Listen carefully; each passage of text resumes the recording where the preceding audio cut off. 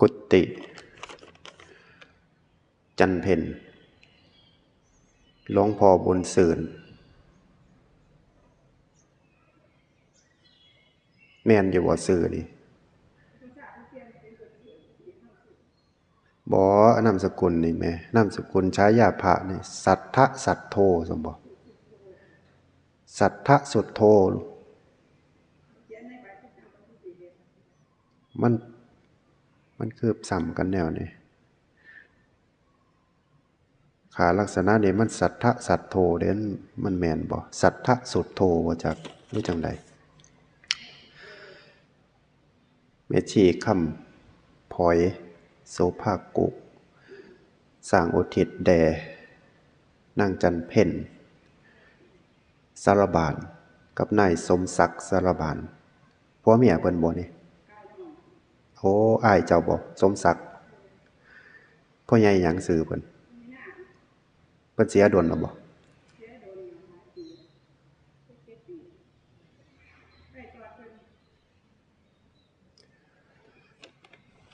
6-7 ปีสร้าง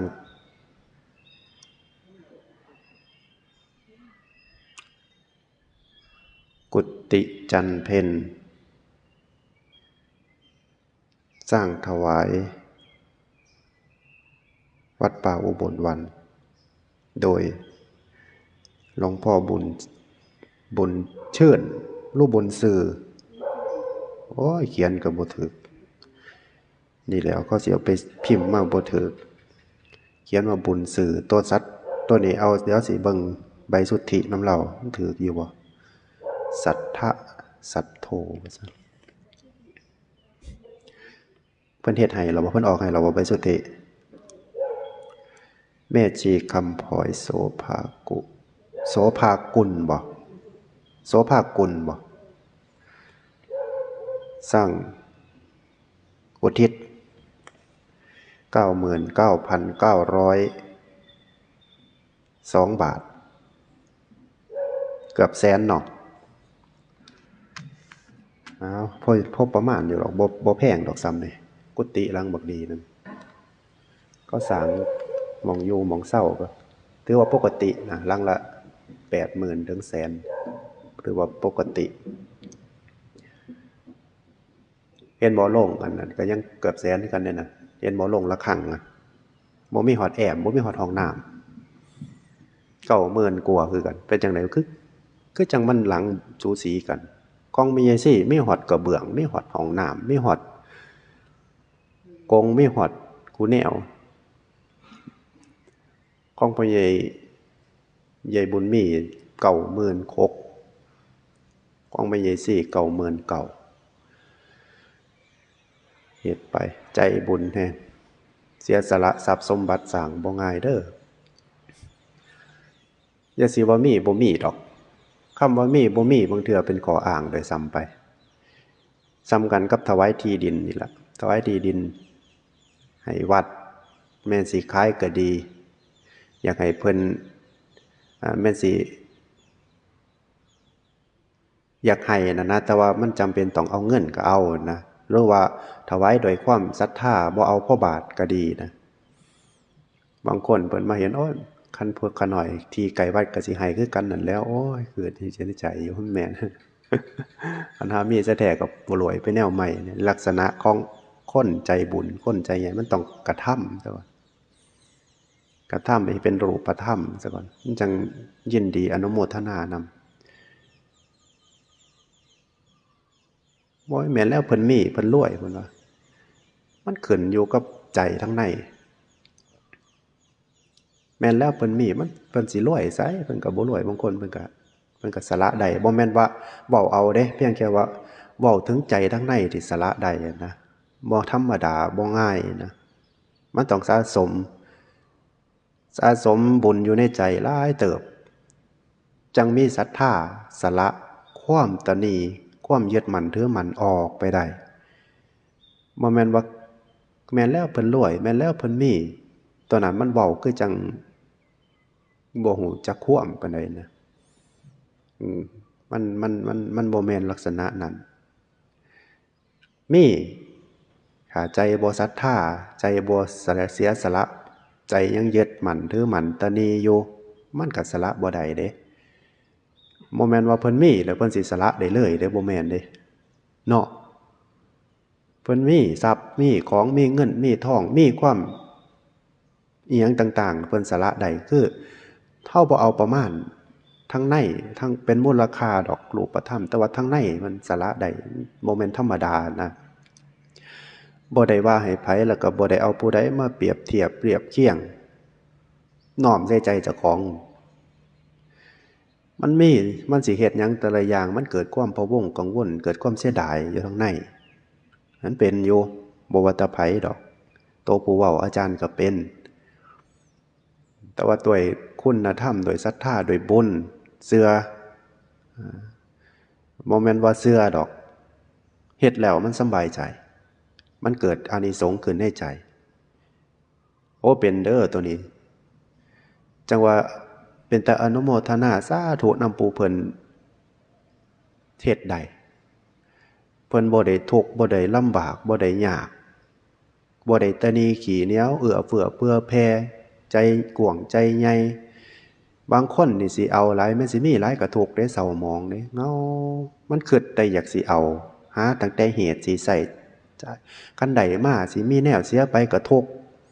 คันใดมามีเหตุให้ต้องหายไปเสียไปก็วกใจลำบากใจคิดนำเสียดายนำมันทุกข์นะมันใจมันยึดรู้ว่าใจมันเป็นเองมันกันสิว่ายึดก็แม่นกันสิว่าจำเป็นก็แม่นกันสิว่าใจบ่มีกำลังบุญก็แม่นสังเกตบางคนมันสิถูกอยู่หม่องนี้ได้ทรัพย์มากันสิจับใจใส่ซอยหรือว่าสิเสียไปในเรื่องใดเรื่องหนึงก็เสียดายหรือว่าพร้อมบ่พร้อมสิสละแต่ว่าผู้ใดเพิ่นบ่ได้สนบ่แม่นบ่สนใจดอกเพิ่นมีใจบุญเพิ่นมีใจกำลังทั้งในหลายเพิ่นก็จับใจใส่ซอยโดยความบ่ได้พะวงหยังจำเป็นอันใดต้องการใส่อันใดที่มันเป็นประโยชน์ก็ใส่จับใจบริหารไปโดยความเป็นธรรมดาโอ้ตัวนี้เป็นตาอ่อนซ้อนนำเฮาสิฮู้จักทั้งในของเฮาเห็นบอกคนเฮาเฮ็ดนี่ก็บ่ธรรมดาเด้สละเงินแสนคันว่าน้อยก็บ่แม่นคันว่าหลายก็บ่แม่นแต่ว่ามันสละได้บางคนมันบ่นอบ่มีเด้ตั้งแต่เงินเงิน10ก็ยังสละบ่ได้เด้บ่แม่นว่าเอาเงินดอกบ่แม่นว่าบอกเอาทรัพย์ดอกก็เว้าเอาเรื่องของทั้งในใจต้องใจทั้งจิตทั้งใจนะทั้งจิตทั้งใจมันสิมีความตณีความโลภความอีหยังอยู่มักหมมอยู่ทั้งในหรือว่าใจนี่บุญใจดีบ่นี่มันสามารถสิพ่อมองออกถ้าใจบ่มีบุญหรือว่าใจบ่มีศรัทธาหรือว่าใจบ่กว้างอีหลีก็สละบ่ได้เฮ็ดบ่ได้เห็นแก่เนื้อแก่ตัวเห็นบ่คือพากันเฮ็ดอยู่ประจำนี่พากันซอยเหลือสละนับไปตั้งแต่แรงกายนี่ล่ะบางคนก็แพงหอดแห้งเจ้าของได้ว่าบ่มีประโยชน์ไปซอยเพิ่นให้ยังตั้งแต่เวียกเฮาก็บ่แห้งล่ะนั่นมันสละแรงกายก็แทบสิบ่ได้เลยบ่เห็นประโยชน์ของการซอยเหลือวัดว่าอารามหรือว่าสังคมเห็นตั้งแต่ประโยชน์ตนเจ้าของเห็นตั้งแต่สิ่งที่มันจำเป็นสำหรับชีวิตเจ้าของมันบ่มีหอดความเสียสละจังสั่นมันก็ใจมันก็แคบเขาความทุกข์มันก็เพิ่มพูนขึ้นคิดเข้าข้างแต่เจ้าของบางเทื่อมันก็เป็นจังสั่นเด้นี่คือเว้าตามธรรมตามความเป็นจริงที่มันอยู่ในใจของคนเด้บ่ได้เว้าให้ไผ ถ้าคนใดเป็นมันก็ถูกถ้าคนใดบ่เป็นมันก็บ่ถูกเรื่องของจิตของใจที่มันมีความตณีความโลภหรือว่าความยึดนั่นอยู่ทางในของเฮามันหน่อยมันหลายเฮาสิฮู้จักอยู่ดอกจะว่าเห็นคนทำบุญทำทานเห็นคนเสียสละแรงซอยเหลือกิจการงานเอาใจใส่ขวนขวายขยันซอยกิจวัดก็ดีกิจบ้านกิจเมืองก็ดีแม้กระทั่งของขอบของครัวก็ดีเป็นตาอ่อนซ่อนเป็นตาอนุโมทนายินดีนำสาธุบุญน นอกจากหันเสียสละทรัพย์สมบัติที่เจ้าของหามากลัวมาสิได้มาแล้วมันก็ต้องมีค่าใส่ใจค่าใส่ซอยอยู่ในครัวมันก็เป็นธรรมดาสิสละออกมานี่สร้างประโยชน์เห็นบ่นี่สร้างกุฏิวิหารศาลาถนนหนทางสร้างสิ่งที่เป็นประโยชน์ซอยเหลือคนทุกข์คนยากต่างๆเนี่ยโอ้บ่ง่ายบ่แม่นเรื่องง่ายบ่ว่ารวยบ่ว่าจนอย่าสิเอาคำว่าแม่นแล้วเพิ่นมีเพิ่นก็เฮ็ดได้นะอย่าสิว่าจังสันบ่แม่นเพิ่นก็ยังว่าเฮ็ดสละความตนีทั้งในคนทุกข์คนบ่มีทรัพย์มีหน่อยมันก็ตนีหน่อยเด้คนรวยคนทรัพย์มากมายมหาศาลมีหลายมันก็ตนีหลายคือกันความตนีมันบ่เกี่ยวกับความมีหรือว่าความจนแต่ว่าความจนมันอาจสิเกี่ยวข้องกันก็มาอยู่เพราะว่ามันทุกข์มันเดือดร้อนมันหากินบ่พอกินการสิสละไปมันก็เคิดนำทั้งหน้าสิกินหยังสิอยู่จังได๋มันเป็นเกี่ยวเนื่องกันอยู่แต่ว่ามันก็เลยแรงอำนาจของบุญนั่นล่ะมันเกี่ยวของเกี่ยวกันมันเฮ็ดให้เฮาแคบเขาอย่างเช่นเฮาหาเงินบ่ได้ครอบครัวเฮามีอยู่หลายคนหากันบ่กุ้มค่านั่นค่านี่จิปาถะเฮาสิสละหรือว่าทำบุญมันก็เกิดนำแล้วไว้ตั้งแต่เจ้าของก็บ่มีกินน่ะสิไปทำบุญว่าซั่นว่ามันก็บ่แม่นลักษณะจังซั่นดอกอย่างเช่นหาได้100สละบาทหนึ่งมันก็ยังดีเด้นี่คือเปอร์เซ็นต์นะนี่คือเพิ่นก็ยังเว้าไว้อยู่แบ่งจับจ่ายใช้สอยในชีวิตประจำวันในชีวิตเจ้าของถ้าพอหาได้ถ้าพอมีแบ่งเก็บไว้เพื่อมันอนาคตข้างหน้ามันบ่แน่นอนความเจ็บความไข้ได้ป่วยต่างๆมันต้องใช้ปัจจัยเงินทองก็ต้องแบ่งออกไปอีกส่วนหนึ่งไว้และอย่าลืมแบ่งฝังไว้ในพระพุทธศาสนาฝังไว้ในคำว่าอริยทรัพย์นำหน่อยหลายบ่ว่ากันขอให้ได้แบ่งส่วนเล็กๆ 1% ก็ยังดีนี่สำหรับคนใจบ่ตนีใจกว้างใจคิดเห็นอนาคตข้างหน้าคิดว่าเฮามาเกิดนี่เฮาทุกข์สติปัญญาเฮาหน่อยบุญวาสนาเฮาบ่หลายวิบากกรรมเฮาหลายโรคภัยไข้เจ็บเบียดเบียนแน่เงินทองปัจจัยเงินทองบ่คล่องแน่ชีวิตคนรอบข้างบ่มีความอยู่เย็นเป็นสุขแน่ให้เฮาคิดอย่างเดียวเลยว่าเฮาบุญบ่หลายบ่มีเหตุแนวอื่นหรอกอย่าสิว่า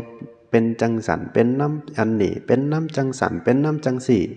เป็นน้ำเรื่องนั่นเป็นน้ำเรื่องนี้ปฏิเสธบ่ได้ว่าเฮาเกิดมาบุญเฮาบ่หลายบุญเฮาหน่อยเฮาเกิดมาเฮาจังยากจนเฮาเกิดมาเฮาจังสติสตังบ่ดีเฮาเกิดมาเฮาจังมีโรคภัยเบียดเบียนหลายเฮาเกิดมาได้ลูกบ่ดีได้ผัวบ่ดีได้เมียบ่ดีได้พี่ได้น้องบ่ดีวิบากกรรมเฮาคงสิหลายบุญเฮาคงสิน้อยเขาก็คอยสร้างน้ำทำบุญไปนำคอยใส่ของเก่าไปนำซอยภาวนาไปนำให้มันเกิดความสำบายอกสำบายใจบางเอาความสงบเอาศีลเอาธรรมเขานำมันก็เป็นจังสันมันก็จังสิพ่ออยู่พ่อเป็นพ่อไปถ้าสิไปโทษแนวอื่นหรือว่าอย่างอื่นก็ลำบากอยู่แล้วทุกข์เนี่ยมันบ่โทษมองมันแล้วนะถ้าเฮาหูนี่ถ้าเฮาความทุกข์นี่ก็เป็นวิกฤตอย่างหนึ่งที่เฮามีโอกาสเด้คนเขามาหาวัดหาว่าเขามาสร้างน้ำทำบุญก็ดีเขามารักษาศีลประพฤติปฏิบัติภาวนาก็ดีล้วนแล้วเกิดจากเหตุของความทุกข์เบิดเด้ถ้าบ่เห็นทุกข์ก็บ่เห็นธรรมถ้าบ่เห็นทุกข์ก็คงสิบ่เห็นบุญเห็นกุศลถ้ามีแต่ความสุขมีแต่แนวได้ยินดีปีดาเพิดเพลิน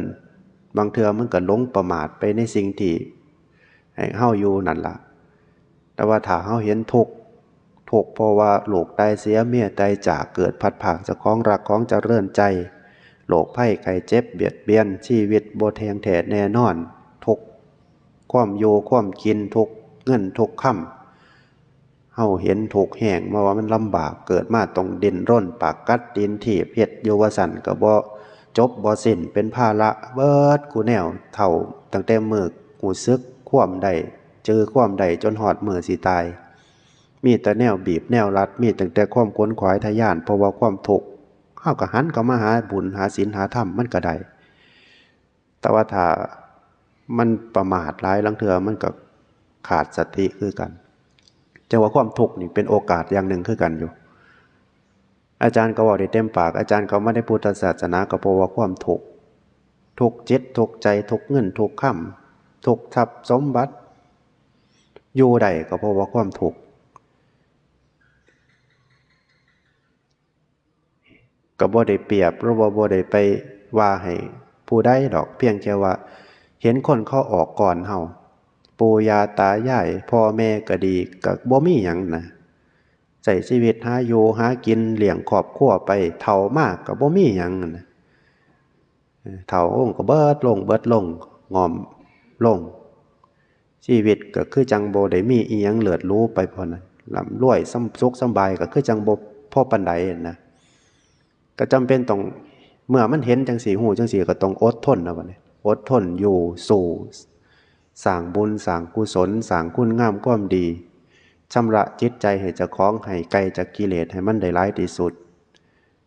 เพราะว่าหูแล้วว่าทางทั้งหน้านี่มันบ่มีหยังก็คือเฮาเห็นนี่แหละพ่อใหญ่แม่ใหญ่ทั่วไป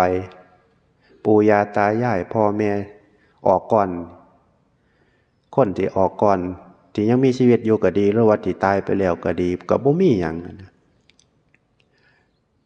ก็เบิ่งคักๆเดี๋ยวเนี่ยมึงไปคักๆบ่มีหยังอีหลีเด้กินอิ่มแล้วก็นอนลกขึ้นเฒ่ามากก็แฮงเฮ็ดหยังบ่ได้เลยบัดนี้ก็มีแต่กินกับนอนเท่านั้นบัดนี้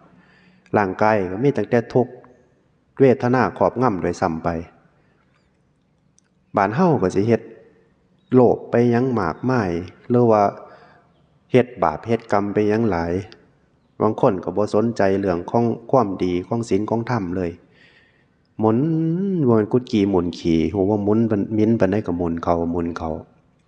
นไปก็ตันจะรู้ตกเวลาที่ละบัดเวลาตอนเฮาบ่ได้ทำบุญไปเลยมันก็ผ่านไปซื่อๆผ่านไปบัดหานี่เขานำเอาคืนอยู่ที่ว่ากรรมบัดนี้สิซ้ำกันกับคนไปขวยเอาไปขุดเอาแต่เนาะหมุนไปเลิกปานใดก็นำเอาเด้นำเอามาชำระโทษก็เตือนสติเจ้าของไปนำก็เว้าสู่ญาติโยมพ่อโยมแม่สู่ฟังนำคนใดที่เฮ็ดดีอยู่แล้วก็อย่าหยุดก็เฮ็ดให้มันยิ่งขึ้นไป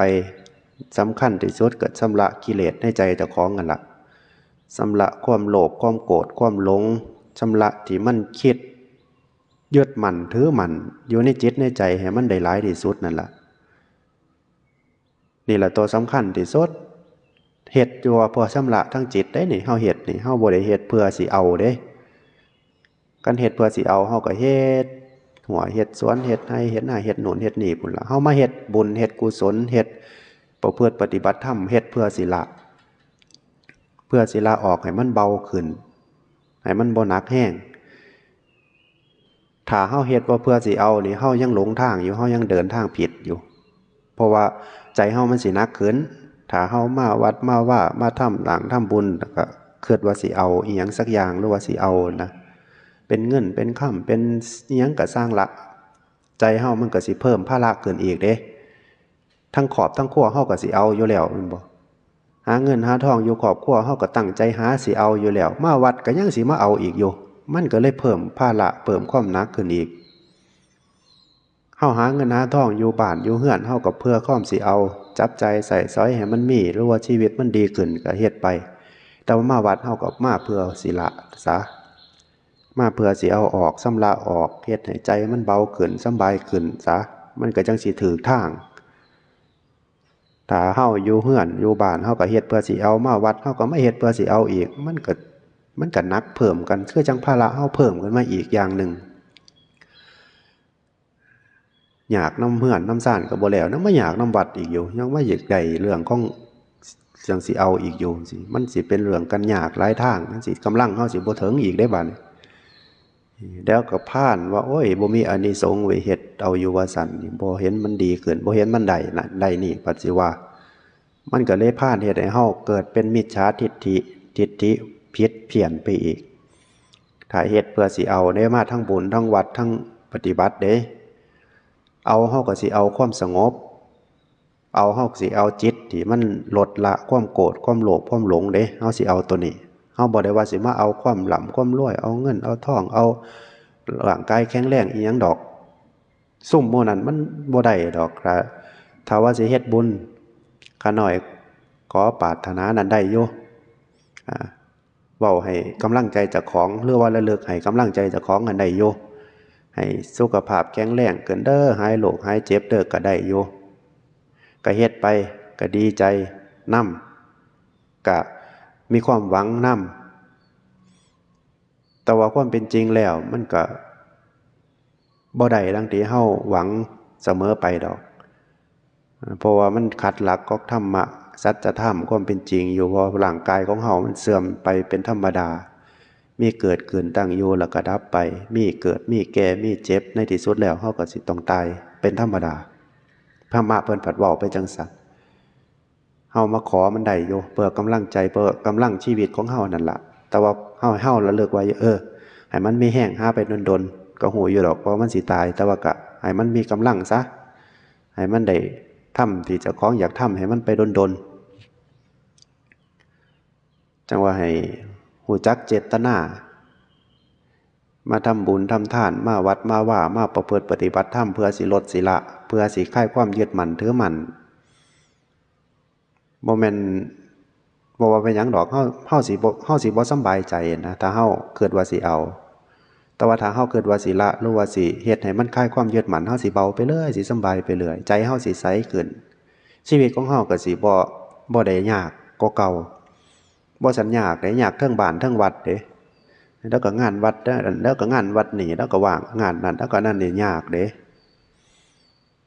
การมาวัดนี่คือการมาลดมาละมาศึกษาธรรมะมาฝึกมาหัด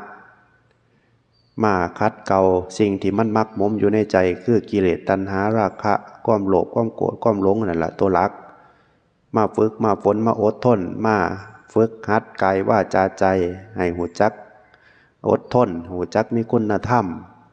ให้มีปัญญาเกิดความรู้ความเข้าใจเพื่อนำไปใส่ในสังคมในชีวิตเจ้าของให้มันเกิดเป็นบุญเป็นอานิสงส์ได้หลายที่สุดนั่นล่ะส่วนมากคนเฮาก็หวังเพิ่งเนาะมันก็แม่นอยู่ทำบุญมันก็เป็นที่มาของลาภทั้งหลายทั้งปวงแต่ว่าเฮาก็บางเทื่อมันก็เกินไปมันหลงประเด็นเกินไปเพี้ยนกันไปเบิดหลงประเด็นอยากกล่ำอยากรวยสั่งน้ำทำบุญหาเงินหาทองมันก็ดีอยู่ถ้ามองไปมุมดีหาเงินหาทองไปนำมาทำบุญเพื่อเสริมเรื่องนั่นเรื่องนี้มันก็ได้อยู่แต่ว่ามันน้อมไปทั้งที่สุดล่ะมันก็บ่มีหยังดอกใหญ่บ่มีหยังดอกได้ไปทั้งที่สุดก็สำบายใจไปหั่นล่ะเดี๋ยวก็ทุกข์อีกดอก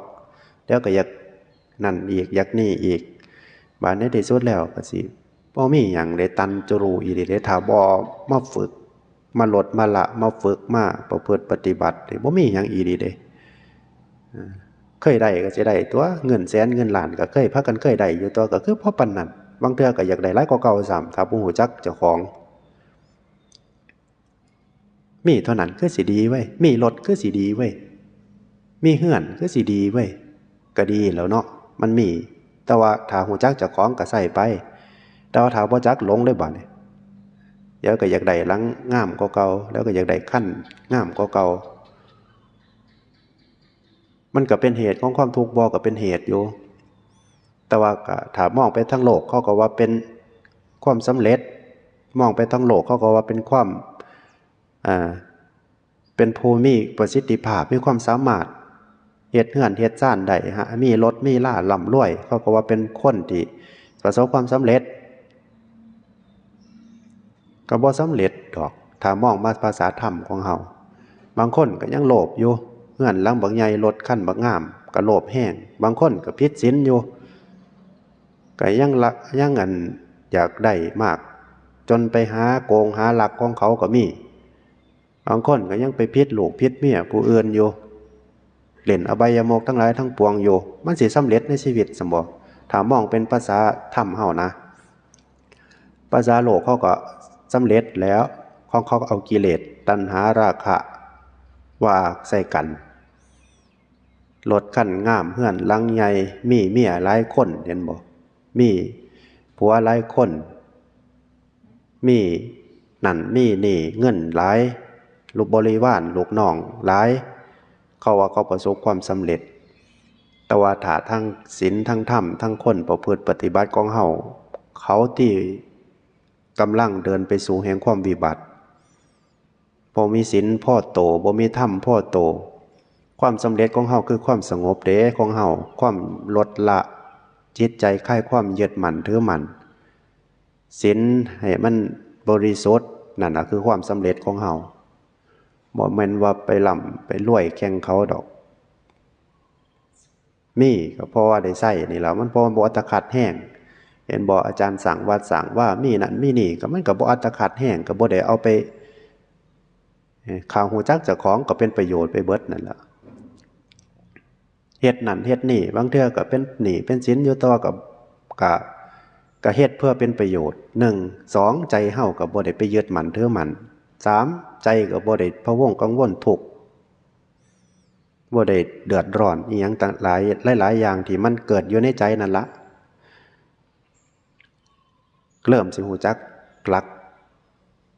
ลักวิธีบริหารจิตล่ะเกี่ยวกับเรื่องของการบริหารวัดว่าอารามบริหารคนบริหารการพัฒนาเริ่มสิฮู้จักจับจุดมันได้ล่ะเฮ็ดให้เจ้าของบ่พะวงกังวลบ่ทุกข์แล้วก็บ่คิดว่าเป็นภาระมันเริ่มมีปัญญาตะกี้โอ้ยมาใหม่ๆนี่พ่อใหญ่ท้องพ่อใหญ่เงียบสิเห็นอยู่ดอกสร้างวัดใหม่ๆนี่เงินบ่ทันเข้าบ่ทันแน่เป็นหนี้เขาในห้วยกินบ่ได้นอนบ่หลับพุ่นแล้วบางเทื่องานมันเริ่มสิฮู้จักเข็ดมันล่ะฮู้จักหลักมันจักหน่อยล่ะ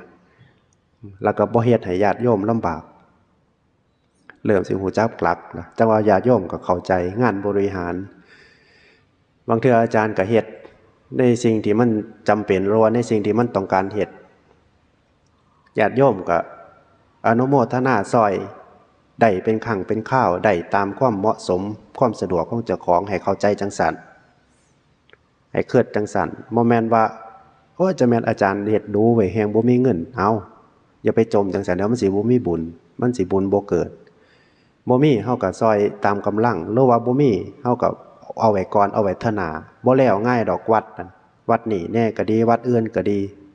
วัดใดก็ดีกันยังว่าเสียสละความตนีออกจากใจก็อยากเฮ็ดนี่แหละขน้อยก็อยากซอยนี่แหละคือว่าบ่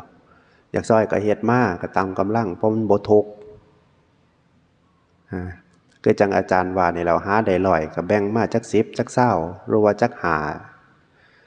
หาได้1,000ก็แบ่งมาจัก50จัก100ไว้ซั่นนะเปอร์เซ็นต์ที่มันบ่ทุกข์นะเปอร์เซ็นต์ที่มันบ่เดือดร้อนพอได้ฝากไว้พอได้ซอยเป็นพลังสามัคคีเป็นสิ่งที่อันใดก็ได้ซอยได้เฮ็ดอันใดก็ได้ทำน้ำเพิ่น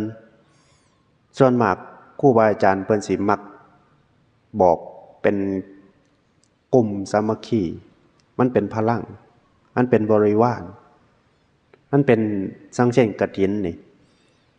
บ่ให้เจ้าภาพเจ้าได้เจ้าหนึ่งจองเป็นเจ้าภาพแต่อยู่แต่ว่าให้มีเจ้าภาพร่วมสามัคคีกันคือจังพ่อใหญ่พาลูกพาหลานเฮ็ดก็เฮ็ดไปตั้งต้นเฮ็ดหยังอยู่บ้านเจ้าของเฮือนเจ้าของก็เฮ็ดไป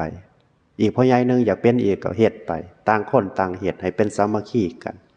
บ่แม่นว่าผู้นี้เฮ็ดแล้วเย้ยข่อยคือจังจองแล้วเจ้ามาแต่ไสอีกก็สิว่าเถียงกันแพงฮอดบุญแพงฮอดอันบางคนจนมาเอาคืนเห็นอยู่วัดหนึ่ง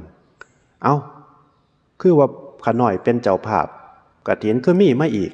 บ่ได้ในย่อมขนของเจ้าของเมื่อก็มีหมู่มาแย่งเอาบุญรู้จังใดก็บ่จักจังสิก็มีเนี่ยโอ้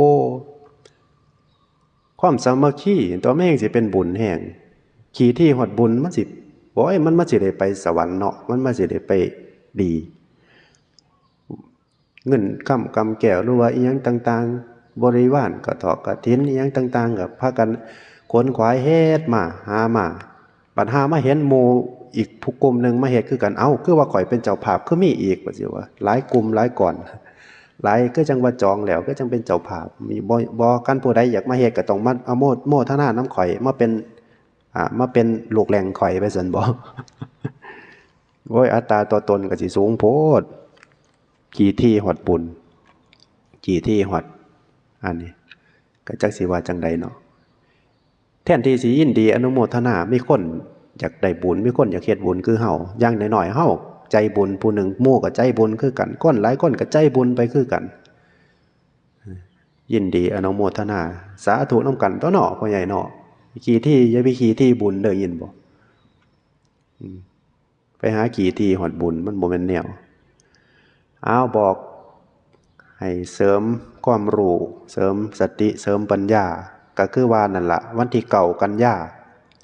พ.ศ. 2567เป็นวันจันทร์ขึ้น8 ค่ำเดือน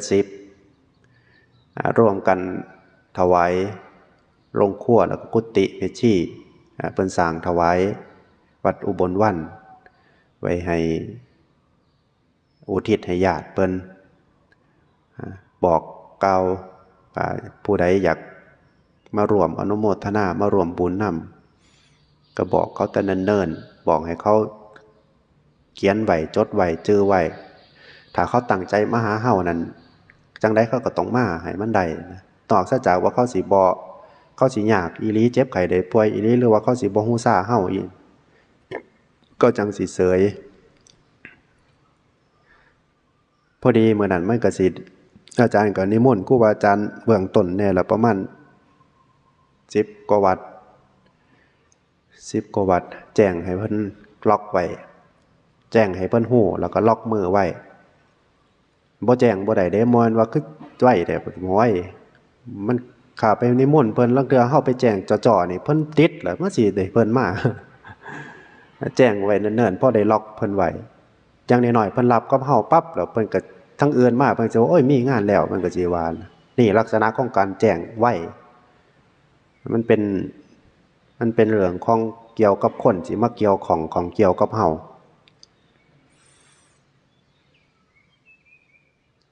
เอาอนุโมทนาสาธุกับโยมพ่อใหญ่แม่ใหญ่มาจังหันอนุโมทนาสาธุกับโยมทั้งออนไลน์ติดตามฟังธรรมต่อไปพากันรับพรยะถาวริวหาปุราปาริปุเรนติสาคารังเอวะเมวะอิโตตินังเปตานังอุปกัปปติอิจิตังปัฏฐิตังตุมหังคิปะเมวะสมิสตุสัพเพปุเรนโตสังกัปปาจันโทปนรโสยถามณีโชติระโสยถาสัพพะโรโควินาศตุมาเตภวัตวันตรายโยสุขิติกายุโกภวะอภิวาทนาสิริสานิจังวุตตาปัจจายโนจัตตารโอธรรมาวัฏันติอายุวันโนสุขังภาลังภาวะตุสัพพมังคลังสัพพพุทธานุภาเวนัสสทธาโสทิภวันตุเตภาวะตุสัพพมังคลังรักขันตุสัพพเทวตาสัพพธัมมานุภาเวนัสสทธาโสทิภวันตุเตภาวะตุสัพพมังคลังรักขันตุสัพพเทวตาภาสังฆานุภาเวนัสสทธาโสทิภวันตุเต